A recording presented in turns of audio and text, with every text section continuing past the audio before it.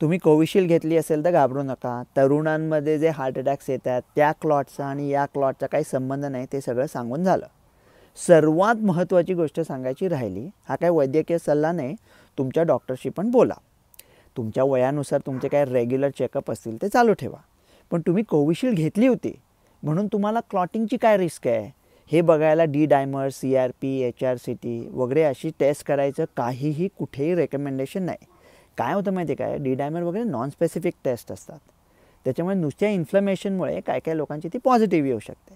ती पॉझिटिव्ह आली की मग डॉपलर करा, मग HRCT करा, त्याच्यात त्यांना काहीतरी टुबुक सापडणार. मग सापडलं की मग नळी घाला, सुई घाला, क्लिनिक शोधा, डॉक्टर शोधा, दोर शोधा, एखादं मजबूत झाड शोधा आणि मग लटका. मी ना एक मस्त BMW चालवतो, तर माझ्याच क्लिनिकच्या समोर त्या BMWची एक चकचकीत शोरूम आहे आणि तिथे सुटाबुटातले कपडे घातलेली माणसं बाहेर उभे असतात. ते मराठी पिक्चरचे व्हिलन होते ना पूर्वी, ते म्हणायचे बाई जरा वाड्यावर चला, तसे मला बघून ते त्यांच्या वाड्यावर घेऊन जातात. मग 2-3 लाखाची आबरू लुटतात. कधी काय चाकच बदलतील, कधी वायपर बदलतील, कधी इंजिनला रंग लावतील.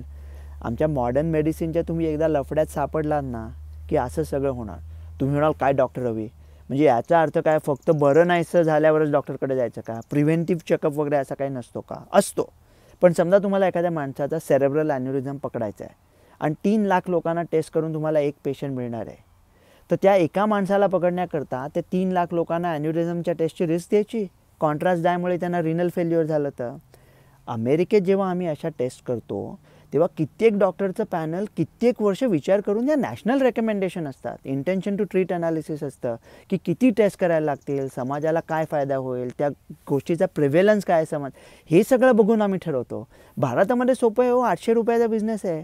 500 रुपयाची कंपनी करायची, 200 रुपयाची कचकड्याची ब्रीफ केस आणि 100 रुपयाचा टाय विकता एक्झिक्युटिव्ह पॅकेजेस.